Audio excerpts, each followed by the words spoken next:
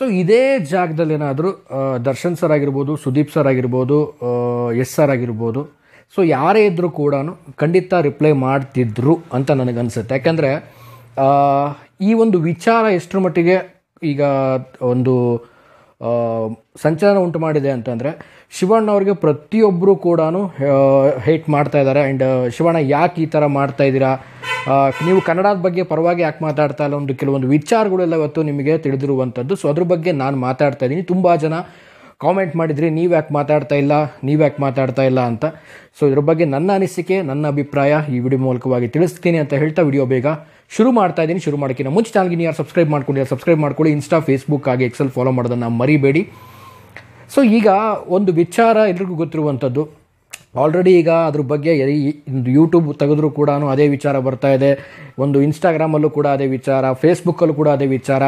So Kamal Haasan ಅವರು ಒಂದು ಹೇಳಿಕೆಯನ್ನು ಕೊಟ್ಟಿರುವಂಥದ್ದು ತುಂಬಾ ಒಂದು ದೊಡ್ಡ ಚರ್ಚೆಗೆ ಕಾರಣ ಆಗಿರುವಂಥದ್ದು. ಸೊ ಇದು ನಿಜವಾಗ್ಲೂ ಕೂಡ ಪ್ರತಿಯೊಬ್ಬ ಕನ್ನಡಿಗನಿಗೂ ತುಂಬಾ ಹರ್ಟ್ ಆದಂಥ ಒಂದು ವಿಚಾರ ಅಂತ ಹೇಳಕ್ಕೆ ಇಷ್ಟಪಡ್ತೀನಿ. ಅದರಲ್ಲಿ ಯಾವುದೇ ಥರದ ಡೌಟ್ ಇಲ್ಲ.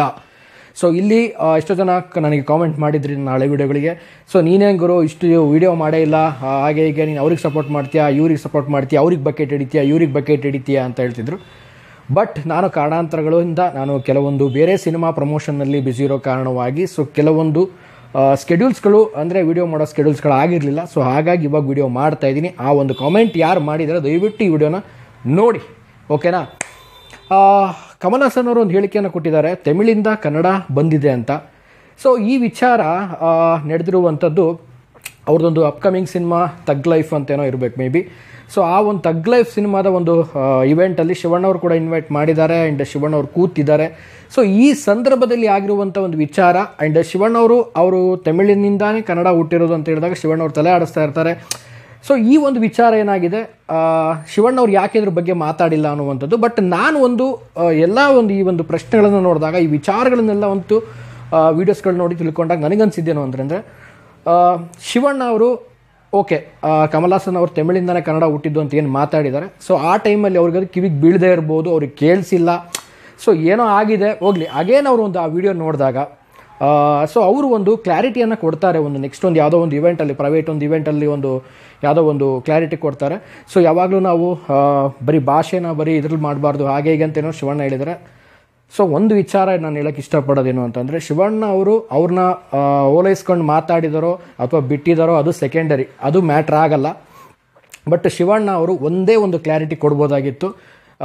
ಅವ್ರು ಏನು ಇವೆಂಟಲ್ಲಿ ಕುಳಿತುಕೊಂಡು ಕೇಳಿಸ್ಕೊಳ್ಳುವಾಗ ಅದು ಅವ್ರಿಗೆ ಕಿವಿಗೆ ಬಿದ್ದಿದೆಯೋ ಇಲ್ಲ ಗೊತ್ತಿಲ್ಲ, ಬಟ್ ಆ ವಿಡಿಯೋ ನೋಡಿದಾಗ ಅವರೊಂದು ಕ್ಲಾರಿಟಿ ಕೊಡ್ಬೋದಾಗಿತ್ತು. ಸೊ ಕಮಲ್ ಅವ್ರ ಹತ್ರನೂ ಒಂದು ಮಾತಾಡ್ಬೋದಾಗಿತ್ತು ಅವರು, ಸರ್ ಇದು ಆ್ಯಕ್ಚುಲಿ ಇರೋದು ನಮ್ಮ ಕನ್ನಡ ನಾಡು, ಹುಟ್ಟಿದ್ದು ಬೆಳೆದಿದ್ದು ಸಾವಿರಾರು ವರ್ಷಗಳ ಒಂದು ಇತಿಹಾಸ ಇರುವಂಥ ಒಂದು ಭಾಷೆ ಇದು ಅಂತ ಅವ್ರಿಗೊಂದು ರಿಯಲೈಸ್ ಮಾಡಿ ಹೇಳ್ಬೋದಾಗಿತ್ತು. ಯಾಕೆಂದರೆ ಇದು ದೊಡ್ಡ ವಿಚಾರ, ಇದು ಚಿಕ್ಕ ವಿಚಾರ ಅಂತ ಖಂಡಿತವಾಗ್ಲೂ ಅಲ್ಲ ಕನ್ನಡ ಭಾಷೆ ಎನ್ನುವಂಥದ್ದು. ಸೊ ಇದನ್ನು ಅವರೇ ಒಂದಲ್ಲಿ ಮೈಕಿಸ್ಕೊಂಡು ಅಲ್ಲಿಗೆ ಅಕಸ್ಮಾತಾಗಿ ಅವ್ರಿಗೇನಾರು ಕೇಳಿಸಿದ್ರೆ ಅವಾಗೇನಾದ್ರು ಅವ್ರಿಗೆ ಅನಲೈಸ್ ಆಗಿತ್ತು ಅಂತಂದರೆ ಅವ್ರು ಮೈಕಿಸ್ಕೊಂಡು ಸರ್ ಇದು ಹೀಗಲ್ಲ, ಸೊ ನಿಮಗೊಂದು ರಾಂಗ್ ಇನ್ಫಾರ್ಮೇಷನ್ ಬಂದಿದೆ, ಸೊ ನೀವು ತಿಳ್ಕೊಂಡ್ರೆ ಹಾಗೆ ಅಲ್ಲ. ಯಾಕೆಂದರೆ ಕಮಲ್ ಹಾಸನ್ ಅವರು ಕೂಡ ಒಂದು ಕ್ಲಾರಿಟಿಯನ್ನು ಕೊಟ್ಟಿದ್ದಾರೆ ಯಾವುದೋ ಒಂದು ಇದರಲ್ಲಿ, ನಾನು ಯಾವುದರಲ್ಲೂ ಓದಿದ್ದೀನಿ ಅಂತ. ಸರ್ ಖಂಡಿತವಾಗ್ಲೂ ನೀವು ಎಲ್ಲೇ ಓದಿರ್ಬೋದು, ಏನೇ ಮಾಡಿರ್ಬೋದು, ಕನ್ನಡ ಹಿಸ್ಟ್ರಿಯನ್ನು ನೀವು ಗೂಗಲಲ್ಲಿ ಸರ್ಚ್ ಮಾಡಿದರೆ ಸಾಕು, ಕನ್ನಡ ಹಿಸ್ಟ್ರಿ ಏನು ಅಂತ ನಿಮ್ಗೆ ಅಲ್ಲೇ ಗೊತ್ತಾಗುತ್ತೆ.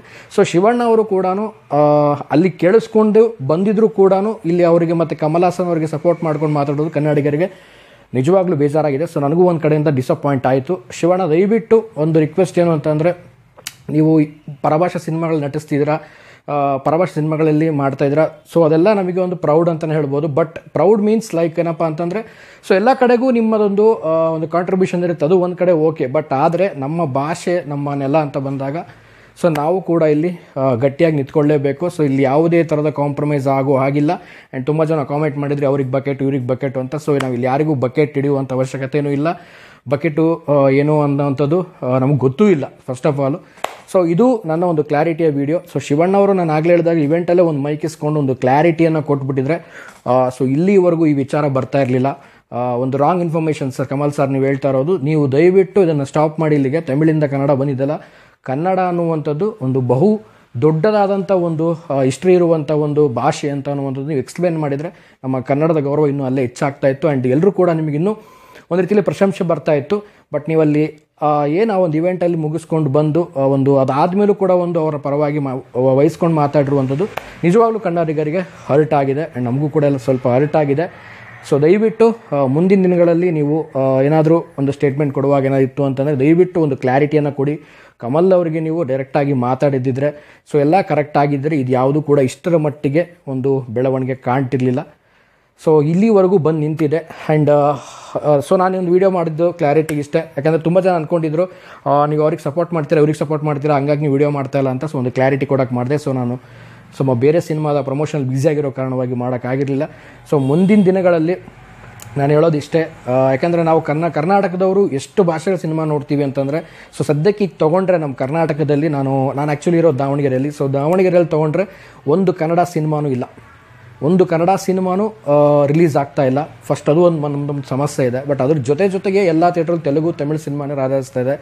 ಏನಕ್ಕೆ ನಾವು ಇಷ್ಟು ಮಟ್ಟಿಗೆ ನಾವು ಭಾಷಾ ಸಿನಿಮಾಗಳನ್ನು ಒಳ ಮಾಡ್ಕೊತಾ ಇದ್ದೀವಿ ಅಂತಂದರೆ ನಮ್ಮಲ್ಲಿ ಸಿನಿಮಾಗಳು ಬರ್ತಾ ಇಲ್ಲ. ಸೊ ನಮ್ಮಲ್ಲೂ ಸಿನಿಮಾ ಕೊರತೆ ಖಂಡಿತವಾಗ್ಲಿದೆ. ಬೇಗ ಸಿನಿಮಾ ರಿಲೀಸ್ ಮಾಡಿ ಭಾಳ ಒಂದು ವರ್ಷಗಳ ಕಾಲ ತೆಗೆದುಕೊಳ್ಬಾರ್ದು ನಾವು ಕೂಡ ಸಮಯ.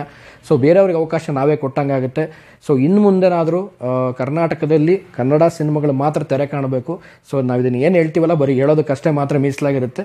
ಅದು ಏನೇನಾಗುತ್ತೋ ಅದು ಆಗ್ತಾನೆ ಇರುತ್ತೆ. ಬಟ್ ಹೇಳೋದಿಷ್ಟೇ, ನಿಜವಾಗ್ಲೂ ಒಂದು ರೀತಿಯಲ್ಲಿ ಇದು ತುಂಬ ಬೇಸರದ ಸಂಗತಿ ಪ್ರತಿಯೊಬ್ಬ ಕನ್ನಡಿಗನಿಗೂ ಅಂತ ಹೇಳ್ತಾ ಸೊ ವಿಡಿಯೋ ಮುಗಿಸ್ತಾ ಇದ್ದೀನಿ. ಇಷ್ಟೇ, ಏನು ಜಾಸ್ತಿ ಮಾತಾಡ್ಲಿಕ್ಕೆ ಹೋಗಲ್ಲ. ಆ್ಯಂಡ್ ನಿಮ್ಮ ಅನಿಸಿಕೆ ಅಭಿಪ್ರಾಯ ಕಾಮೆಂಟ್ ಮಾಡಿ ತಿಳಿಸಿ ಅಂತ ಹೇಳ್ತಾ ನಮಸ್ಕಾರ.